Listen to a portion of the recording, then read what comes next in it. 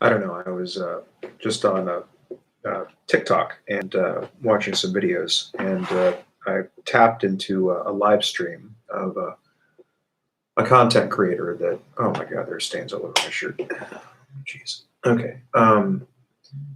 I tapped into a live stream um, of a content creator that I've been following for some time, and I had this realization. She was studying her neuroscience or her psychology course notes. I was kind of like just listening to her talk about the different functions of the brain, and oftentimes neuropsychology and neuroscience end up reducing the they're very uh,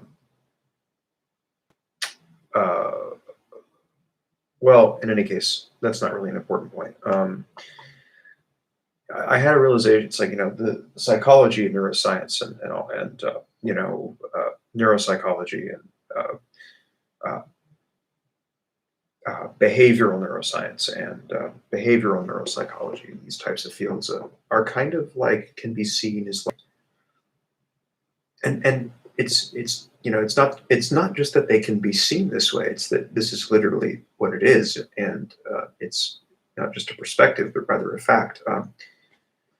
Psychology and neuroscience really should properly be viewed as the mind studying itself, and you know the way that at times there's a meta element to thinking about thinking, and much of you know how thoughts will think about themselves, and they'll self-reference, um, and it's just very interesting to me to look at psychology and neuroscience that way,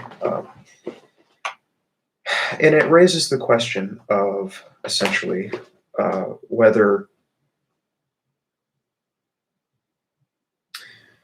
the question it raises to me is, am I my brain, or am I something inside of my brain? If am I my brain, or am I just a part of my brain? So, where does the self come from in the brain? I guess is the question. Because there's the brain, and then there's behavior. So there's brain, and there's self, and there's behavior. At what point, right? So where does the self reside essentially?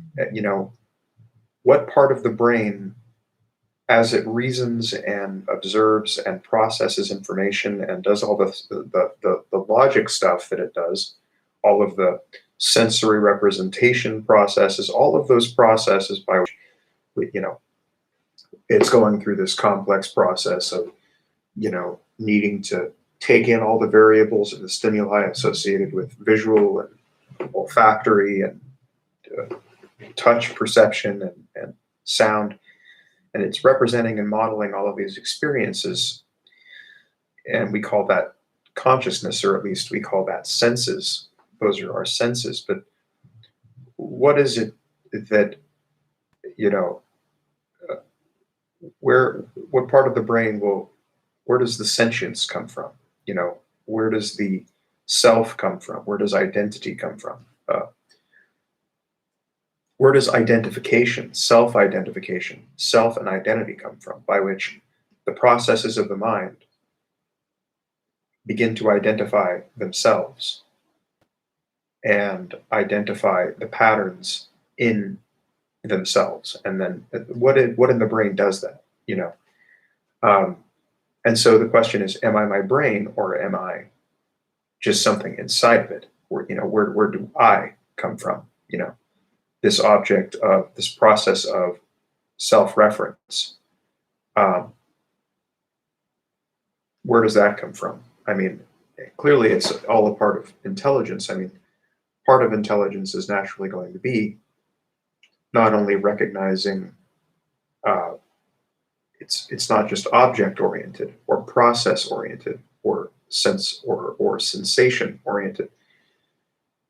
Part of intelligence and consciousness is developing not only the ability to recognize what's out there and what's in here, but where what's in here is coming from, which is me. So it's all part of the brain's process of object identification, right? So the brain, in that sense, recognizes not only what's going on around it, not only what's happening inside of it, but it recognizes itself, right? And so it not only, and then from the recognition of itself, or of ourselves, or of the thing, right, giving rise to consciousness, that is where self-reference comes from, I guess. Simply recognizing that a part of the process of consciousness is a self, the thing from which the consciousness is arising.